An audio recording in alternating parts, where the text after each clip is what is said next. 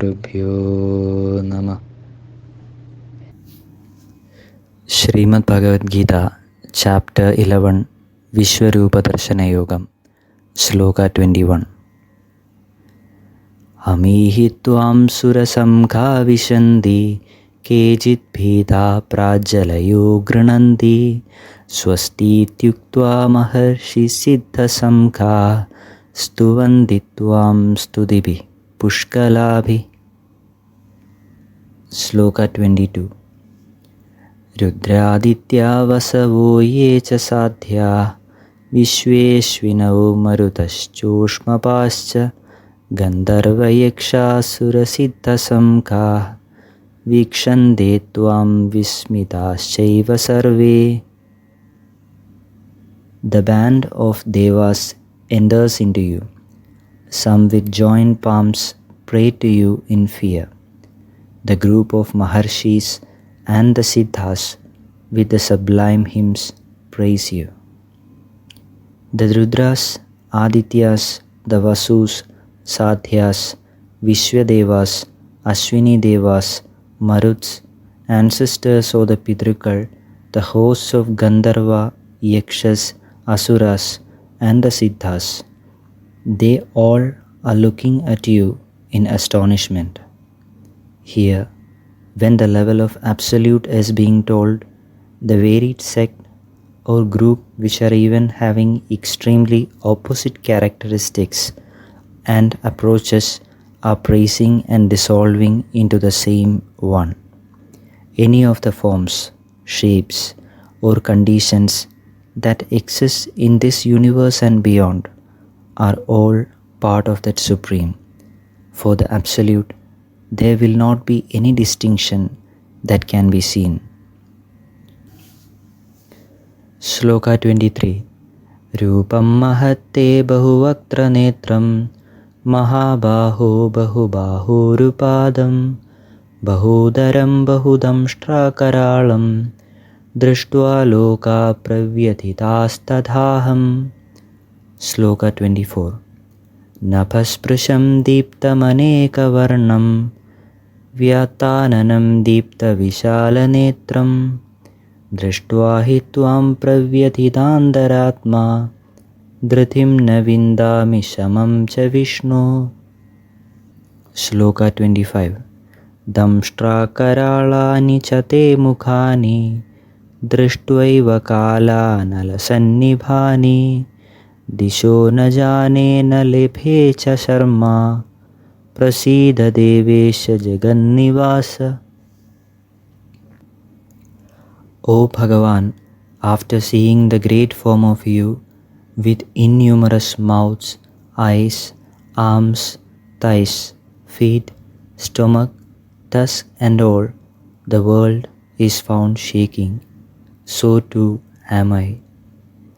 O Vishnu, after seeing you as the one who glitters with many colors, as the one spreading the sky, with the wide open mouth, with the shining and abundant eyes, I exist with the inner self shaking in fear, neither with courage nor with peace. O the one who is the Lord of the Devas, the abode of the Jagat, with the face seen as the one which is fearsome with the tusk, with the face of the type of the fire which can engulf the entire world, I am not identifying any direction or any quarters, neither any peace too. The generation, existence, and the destruction, everything that is present will undergo this kind of transition, in that the origin or the generation of the forms is being discussed with the Brahmadeva, the existence with Vishnu, and here these explanations that we are going through at present is the phase of the destruction. That state of the Supreme is being seen out here. That Supreme is being bored and the Self is realizing that particular stage of the Absolute. Sloka 26. अमी च त्वां धृतराष्ट्रस्य पुत्राः सर्वे सहैवावनिपालसंख्यैः भीष्मो द्रोणसूतपुत्रस्तथासौ सहास्मदीयैरपि योधमुख्यैः. Shloka 27. Vaktrani te tvaramana vishandhi damshtra karalani bhayanakani kechid dvilaknagdasanandareshu samdrishyande churnitairuttamangai. With the host of the kings, all the sons of Dhritarashtra, the Bhishma, the Drona, likewise the Karna, with the main warriors are seen in hassle with terrible teeth and fearful to behold, is entering into your huge mouth. Among them, some are seen with their skull in pieces stuck in between the teeth. Whoever it is, whatever we are thinking, it is leading to that Supreme alone. Everything gets dissolved in there. All forms as well as situations generates and ends there itself. Each and every step that we are going through in this path towards realization, in one way or the other, even the ones which are against the Dharma are indirectly praising and looking onto the Absolute. When the Asuras are looking for Bhagavan Shri Krishna, indirectly they are always reminding and chanting Bhagavan Shri Krishna itself. The one who is in the path of Dharma as well as the one who is not into it, both are chanting that same name. But until and unless we realize the Supreme, we will not be going into the level of supreme liberation. The opposite path, the path of Adharma, even though they are seeing Bhagavan there, they are not at all realizing that Absolute in any levels. Hence, that liberation in any manner will not be happening in them. And since they are doing hindrance and disturbance to the ones who are going in the right path towards the Supreme, they will be trapped onto more and more complexities and gets deviated from the true path.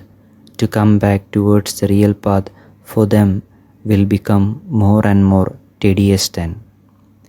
Shloka 28. Yatha nadinam bahavombuvegaah samudrameva bhimukha तथा तवामी नरलोकवीरा विशन्ति वक्त्राण्यभिविज्वलन्ति. Shloka 29. यथा प्रदीप्तं ज्वलनं पदं गाः विशन्ति नाशाय समृद्धवेगाः तथैव नाशाय विशन्ति लोकाः तवापि वक्त्राणि समृद्धवेगाः. Shloka 30. लेलिह्यसे ग्रसमानः समन्दात् लोकान् समग्रान् वदनैर्ज्वलद्भिः तेजोभिरापूर्य जगत्समग्रं भासस्तवोग्राः प्रतपन्ति विष्णु.